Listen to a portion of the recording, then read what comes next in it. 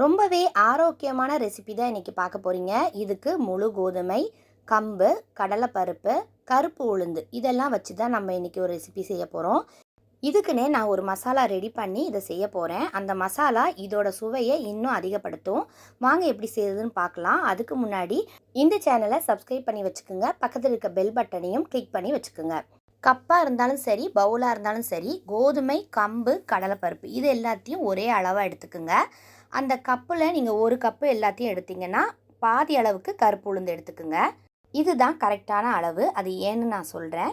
இப்போ இது எல்லாத்தையும் தண்ணிக்குள்ளே போட்டு நல்லா 2-3 முறை நல்லா க்ளீன் பண்ணிக்கோங்க. அதுக்கப்புறமா நம்ம இதில் தண்ணி ஊற்றி ஊற வச்சுக்கலாம். கோதுமையை அரைக்கும்போது அதில் வளவளப்பு தன்மை இருக்கும். அதனால நம்ம உளுந்தை கொஞ்சம் கம்மி அளவு சேர்த்துக்கிட்டோன்னா இந்த ரெசிபிக்கு கரெக்டாக இருக்கும். ஏன்னா கோதுமையும் உளுந்துமே வளவளப்பு தன்மையை தரும் அரைக்கும் போது. அது எல்லாருக்கும் தெரிஞ்சிருக்கும்னு நினைக்கிறேன். இதை ஒரு 8 மணி நேரம் நல்லா ஊற வச்சு எடுத்து வச்சுருக்கேன். பாருங்கள், நல்லா ஊறிருக்கு. இப்போ இதை ஒரு முறை நம்ம கழுவி எடுத்துக்கலாம். அதுக்கப்புறமா நம்ம மிக்ஸி ஜாரில் போட்டு அரைச்சி எடுத்துக்கலாம். கொஞ்சமாக தண்ணி ஊற்றி இந்த கன்சிஸ்டன்சியில் எல்லாத்தையும் அரைச்சி எடுத்துக்கலாம். பாருங்கள், இந்த அளவுக்கு திக்னஸில் நீங்கள் அரைச்சி எடுத்துக்கணும். இப்போ இதில் கொஞ்சம் உப்பு போட்டு நான் மிக்ஸ் பண்ணிக்க போகிறேன். காலையில் ஊற வச்சுருங்க. ஏன்னா கோதுமை, கம்புலாம் ரொம்ப நேரம் ஊறணுங்க. அப்போ தான் அரைக்கும் போது உங்களுக்கு மாவு நல்லா கிடைக்கும். கண்டிப்பாக ஒரு 8 மணி நேரம் ஊற வைங்க. அப்போ தான் நமக்கு மாவாக நல்லா அரைஞ்சி வரும் நமக்கு. இப்போ அப்படியே நான் க்ளோஸ் பண்ணி வச்சிடுறேன். நைட்டு ஃபுல்லாக இதை புளிக்க விட்டுடலாம். இந்த மாதிரி சிறுதானியத்தெல்லாம் நம்ம புளிக்க விட்டால் தான் அதோட சத்துக்கள் இன்னும் பல மடங்கு நமக்கு கிடைக்கும். அடுத்த நாள் காலையில் தான் நான் இதை ஓப்பன் பண்ணுறேன். பாருங்கள் எந்த அளவுக்கு புளிச்சு நல்லா நுரைச்சிருக்குன்னு. புளிச்சிருக்குன்னா ரொம்ப புளிப்பு தன்மையாக இருக்காதுங்க. கரெக்டான உங்களுக்கு புளிப்பில் நமக்கு இட்லி மாவுலாம் எப்படி பொங்கி இருக்குமோ அந்த மாதிரி தான் பொங்கி இருக்கும். உங்களுக்கு புளிக்கலாம் செய்யாது. நம்ம இதை புளிக்க வைக்கிறதுன்னு சொல்லுவோம். ஆனால் கரெக்டான அளவில் தான் இது இருக்கும். இப்போ இந்த மாவில் இந்த மசாலா தான் சேர்க்க போகிறோம். இது எப்படி செய்கிறதுன்னு பார்த்துடலாம்.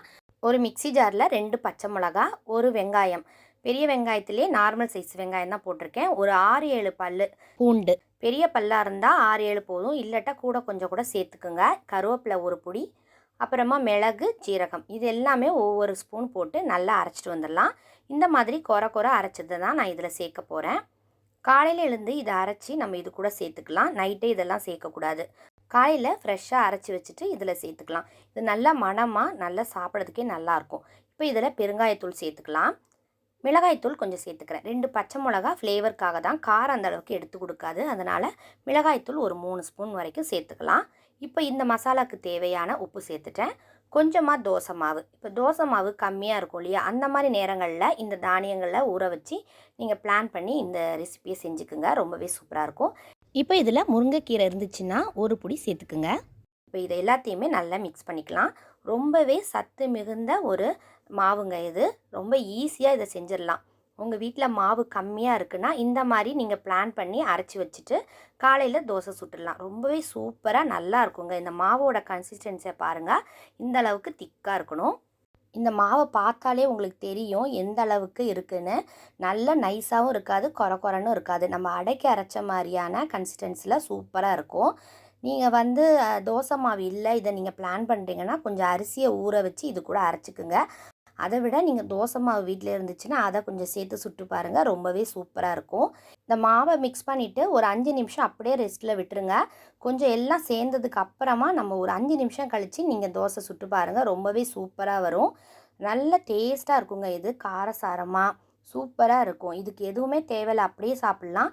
உங்களுக்கு தேவைன்னா கெட்டியாக அரைச்ச தேங்காய் சட்னி வச்சு சாப்பிடுங்க, இல்லட்டா இட்லி பொடி வச்சு சாப்பிடுங்க. அருமையான டேஸ்ட்டில் ரொம்ப சூப்பராக இருக்கும். பாருங்கள் முறுமுறுன்னு எவ்வளோ சூப்பராக வந்திருக்குன்னு. இதில் முழு கோதுமை, கம்பு போட்டிருக்கிறது தெரியவே தெரியாதுங்க. நீங்கள் சொன்னால் தான் தெரியும். அவ்வளோ அட்டகாசமான டேஸ்ட்டில் இது இருக்கும். இந்த மாதிரி கொஞ்சம் தானியங்களை நம்ம உணவுகளில் சேர்த்துட்டே வரலாம்.